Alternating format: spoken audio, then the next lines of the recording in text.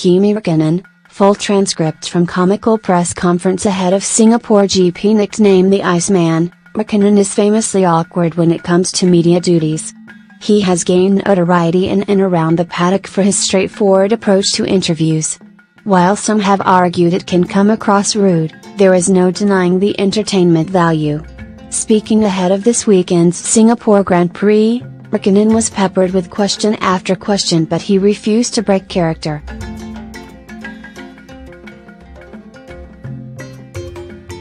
Q. You've been generating a few column inches this past week. Can you just talk us through what happened and why you're on the move next year? Kimi Raikkonen, I guess you know what happened. I don't know what else you want to know. This is what happened. As we've said many times before, it's not up to me, it's not my decision in the end. Anything after that is obviously my decision, but this is the outcome.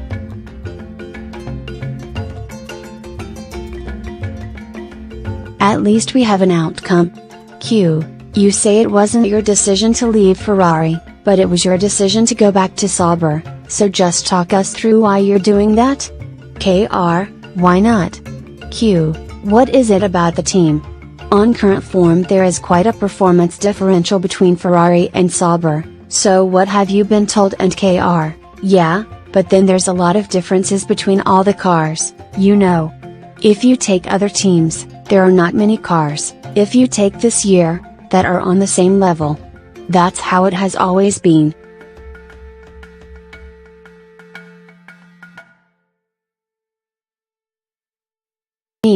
See what happens in the future. So and Q. But, Kimi, what have you been told about the performance?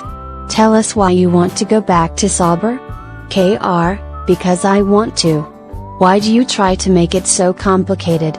I don't know anything more than you guys, purely where they have been finishing. Obviously I don't know what will happen next year, nobody knows what will happen next year when it comes to the speeds of the cars and the teams, and obviously we can always guess, but we will see what we can do.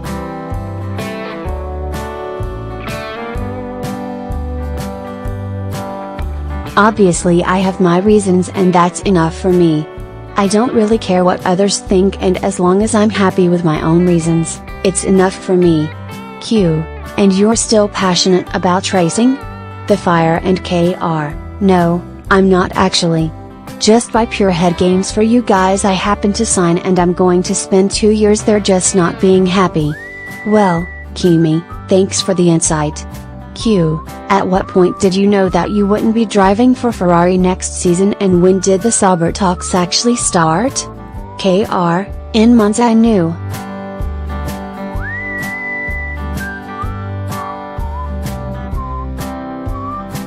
Obviously I know people from there, Sauber, from the past, and basically it started after that. Related articles. Q. Kimi, you said you still know people at Sauber and you've obviously kept ties with the team. Has it always been a bit of a thing in the back of your mind that it might be a nice thing to do later in your career, to go there, back to where it started? Kr. No. I don't think it's always been there. Obviously, you never know in the end what will happen.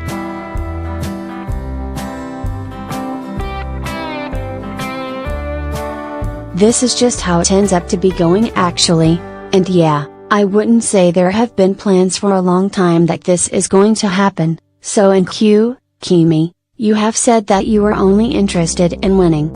Do you have to find a new target for next year when racing with Sauber? Kr. I don't know.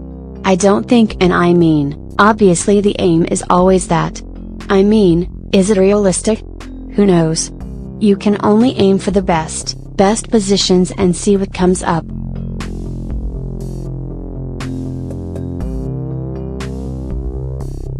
Q. Kimi, there have been some reports that you could be interested in taking up a management role at Sauber, once you're done racing, whenever that is.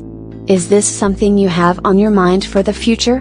Kr. There's zero discussion on that. Obviously I've signed my contract as a driver and I hope I stay there as a driver. Who knows what happens in the future, in 2 years or whatever. When it's all said and done, I've no idea. I don't know myself. There's always speculation and everything, but I don't have any contract about that.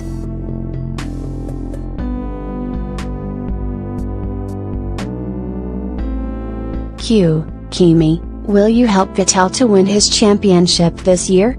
KR, I can only drive one car, obviously. There's always a lot of talk, a lot of things which can be helpful, cannot be.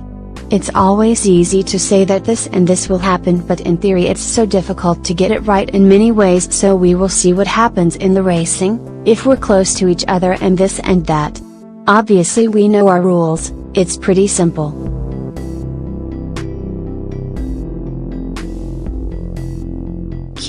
Kimi, you've made it very clear that you're racing for Sauber and carrying on racing because you want to, but, as was talked about earlier, you're carrying on to an age where a lot of drivers will have stopped, so what is it that Formula 1 gives you personally that makes you want to keep going? KR, racing, that's about it.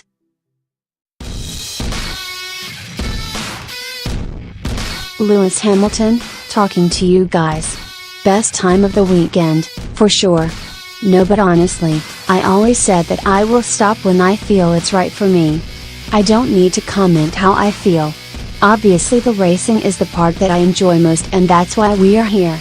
Obviously it's always been a big part of the race weekend, all the other stuff which is normal for us, but it's not the reason to come here. The reason is to drive and race. It's not the big part of the weekend anymore as it used to be, because obviously everything changes a bit, but that's the only reason, really.